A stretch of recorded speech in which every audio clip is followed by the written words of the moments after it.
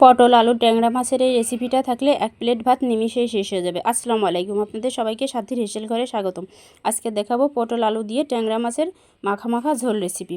প্রথমে আমি পটলগুলোকে এখানে এরকম চুষা ছুলে 4 খণ্ড করে লম্বা লম্বা করে কেটে নিয়েছি। 2টা আলু নিয়েছি আর নিয়েছি আমার পরিমাণ মতো ট্যাংরা মাছ। ট্যাংরা মাছ আমি লবণ হলুদ দিয়ে মাখায় রাখবো। তারপরে চলে যাব কড়াইতে। কড়াইটা গরম হলে দিয়ে দেবো পরিমাণ মতো সরিষার তেল।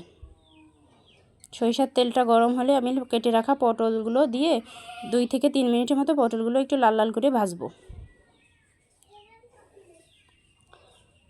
দেখুন আমার পটলটা অনেকটাই ভাজা হয়ে গেছে। এখন আমি পটল ভাজাটা উঠাই নেব। পটল ভাজা উঠাই নিয়ে ওই তেলের মধ্যেই আমি দিয়ে দেব কেটে রাখা আলুগুলো। আলুগুলোও আমার ভাজা হয়ে গেছে। আলুগুলো ভাজা হয়ে গেলে তারপরে উঠাই নিয়ে তার ওই তেলের মধ্যে দিয়ে দিলাম আর একটু পরিমাণ মতো তেল, দিয়ে দিলাম 1/2 চামচ কালো জিরা, 5 থেকে 7টা কাঁচামরিচ,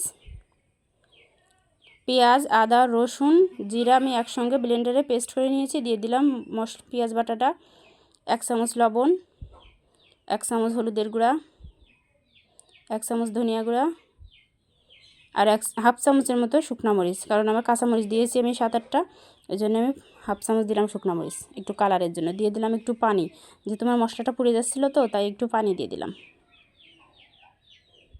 পানি দিয়ে মশলাটা আর একটু নেড়ে নিয়ে দিয়ে দেবো ভেজে উঠাই রাখা পটল আর আলুটা।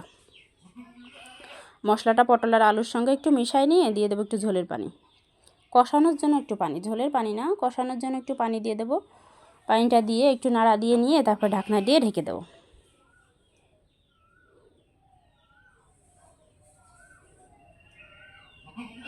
দুই মিনিট পরে ঢাকনা খুলে তরকারিটা আর একটু নাড়া দিয়ে দেবো।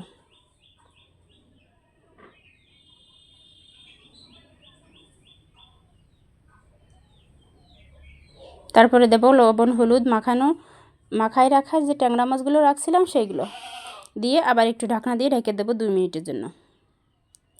2 মিনিট পরে ঢাকনাটা খুলে আস্তে করে আলতোভাবে নাড়া দিতে হবে যাতে মাছগুলো না ভেঙে যায়। নাড়া দিয়ে এবার আমি ঝোলের জন্য পানি দিয়ে দেবো।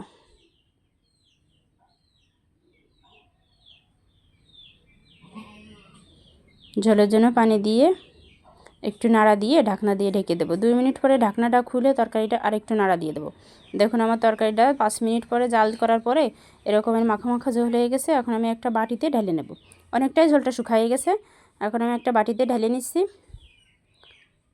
বাটিতে ঢালা হয়ে গেছে। দেখুন আমার কালারটা কত সুন্দর এসেছে। রেসিপিটা যদি আপনাদের ভালো লেগে থাকে তাহলে লাইক কমেন্ট সাবস্ক্রাইব করে পাশে থাকবেন আর আমার রেসিপিটা একবার ট্রাই করে দেখবেন। ধন্যবাদ আপনাদের সবাইকে দেখার জন্য।